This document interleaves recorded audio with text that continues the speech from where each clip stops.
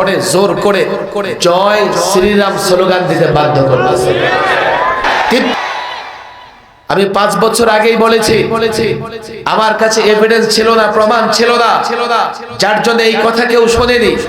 আমি তখন তাদের সঙ্গে কথা বলে দেখেছি, আরে ওরা কারা বাংলাদেশের লাখো ওলামাদের বিরুদ্ধে কথা বলে, যারা মাদ্রাসার বিরুদ্ধে বিষোদ্গার করে, ওরা দাওয়াত ও তাবলীগের কাজ করে, আবার ওরা কি ধরনের কথাবার্তা বলে। কেউ ওদের পেছনে আছে, কেউ ওদের মাথা বিকৃত করেছে, কেউ ওদের মাথা নষ্ট করেছে। প্রমাণ ছিল না, বক্তৃতা করেছি, মিডিয়াগুলো সেই প্রমাণ না থাকবার কারণে তারা আমাদের বক্তৃতা ছাপেনি। আজকে প্রমাণিত হয়ে গেছে তারা র এবং মোসাদের এজেন্ট। 5ই আগস্টে পরিষ্কার বলি, ছাত্র জনতার বিপ্লবের পরে রাষ্ট্রে যে পরিবর্তন এসেছে, ফ্যাসিবাদ পালিয়েছে, জালেম পালিয়েছে। 16 বছর যারা ওলামাদের উপর টর্চার করেছে, 16 বছর যারা মাহফিলে পাবন্দি লাগিয়েছে, মাহফিলে বক্তৃতা করতে গেলে বাধা দিয়েছে, যারা পৌত্তলিকতাকে প্রমোট করেছে, রাষ্ট্রকে মূর্তির রাষ্ট্র বানাবার ষড়যন্ত্র করেছে, আজকে তারা যখন পালিয়েছে, আজকে সাতপন্থী এতাতিরা ফ্যাসিবাদকে ফিরিয়ে আনবার জন্য টঙ্গীর ময়দানে তাহাজ্জুদরত অবস্থায় নিরীহ মুসলমানদের উপরে আঘাত করে হত্যাকাণ্ড করেছে। আল্লাহর কসম, বাংলাদেশেও বিচার হবে, মরার পর আল্লাহ তাদের জাহান্নামে নিক্ষিপ্ত করবে।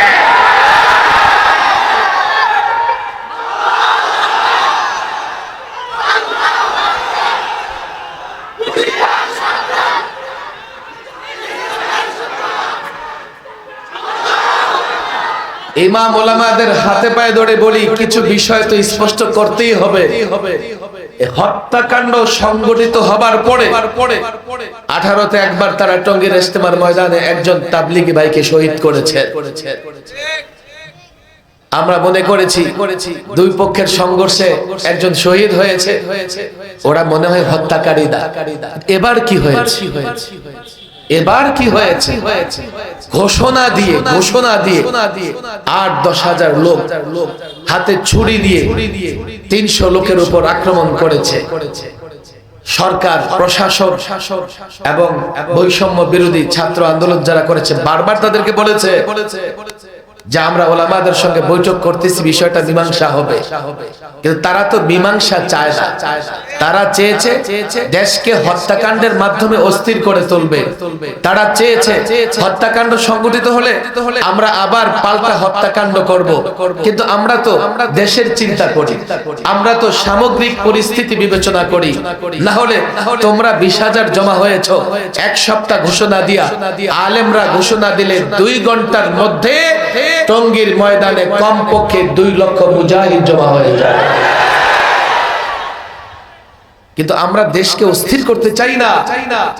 যখন ইসকন, যখন নানা রকমের ফ্যাসিবাদের দোসরেরা দেশকে অস্থির করে তুলেছে, আমরা 16ই ডিসেম্বর দেখেছি কসাই খ্যাত নরেন্দ্র মোদী বাংলাদেশের বিজয়কে তার বিজয় বলে ঘোষণা দিয়েছে।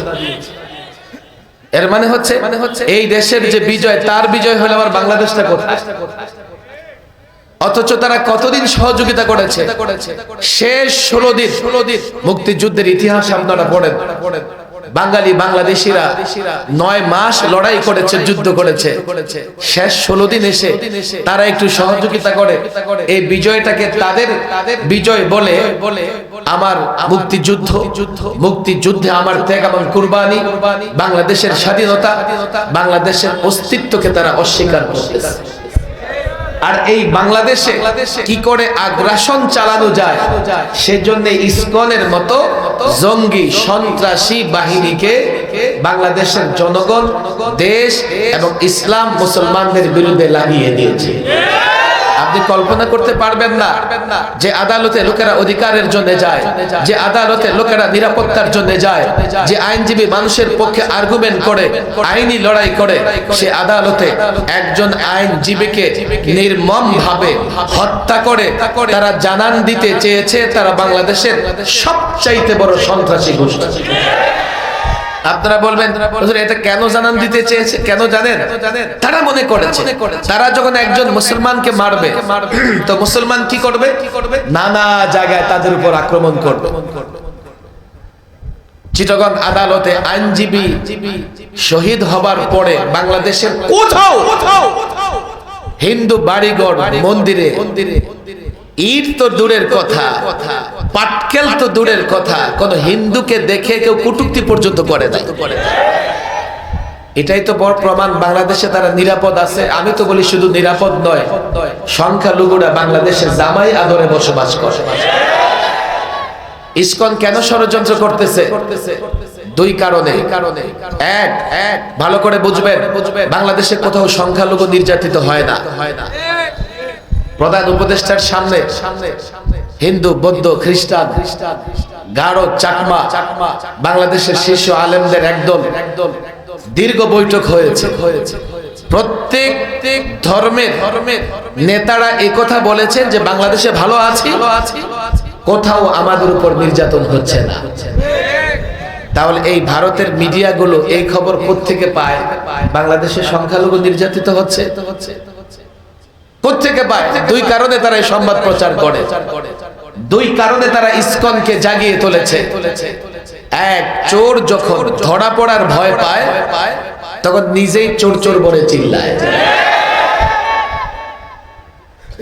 53 বছরের বাংলাদেশে একটা জায়গা দেখাও সরকারি জায়গায় মসজিদ নির্মাণ হলে মসজিদ ভাঙা হয়, সরকারি জায়গায় মন্দির নির্মাণ হলে মন্দির ভাঙা হয় না। আমার দেশে কোথায় সংখ্যালঘু নির্যাতিত হচ্ছে? 53 বছর একটা ঘটনা দেখাও কোন মুসলমান যুবক কোন অমুসলিম যুবককে বাধ্য করতেছে আল্লাহু আকবার স্লোগান দিতে, একটা প্রমাণ তোমরা দেখাতে পারবে না। আর তাদের দেশে কদিন পর পর এক এক মুসলিম যুবককে ধরে জোর করে জয় শ্রীরাম স্লোগান দিতে বাধ্য করতেছে। 53 বছরে একটা ঘটনা দেখাও কোন ধর্মের লোকেরা অমুসলিমরা তিলক পড়ে কিংবা হাতে ফিতা পড়ে তার ধর্মের ড্রেস পড়ে কোন কলেজ, কোন ইউনিভার্সিটি, সরকারি প্রতিষ্ঠানে প্রবেশ করতে বাধা পেয়েছে, একটা ঘটনা দেখাতে পারবে না। অথচ গোটা জাতি জানে, গোটা দুনিয়া জানে আমার বোন, আমার কন্যা তাদের দেশে হিজাব পরে কলেজে যেতে চায়, যেতে পারে নাই, আদালতের দ্বারস্থ হয়েছে। আদালত পর্যন্ত মুসলিম ড্রেস পরে হিজাব পরে কলেজে যাবার অনুমতি দেয় না। আমার দেশে যারা প্রত্যেক ধর্মের লোকেরা তার ধর্ম পালনে স্বাধীন, তার ধর্মের বিধিবিধান মানতে স্বাধীন, অথচ তাদের দেশে আমি কুরবানির ঈদে গরু জবাই করতে পারি না, আমি মাইকে আজান দিতে পারি না। আমার মসজিদের মিনারায় উঠে উগ্র হিন্দুত্ববাদীরা গেরুয়া পতাকা টানিয়ে মসজিদের অবমাননা করতেছে।